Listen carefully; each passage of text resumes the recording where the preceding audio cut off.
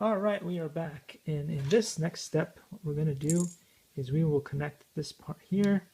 All you got to do is just put it on here, like so, and you know that it's correct when it looks nice and connected and smooth. If you put this the other way, you will soon find out that it's wrong, so luckily it only goes in one way, the right way.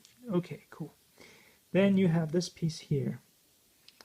And as you can see, it goes in like that, so straight on like that.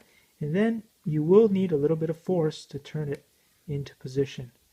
Make sure that it is correct, because if you push this the other way around, so with these holes, you will break the part, so don't do that. Make sure that it's nice and smooth on the top, give it a little twist, and you're good to go. Thanks for watching, and see you in the next part.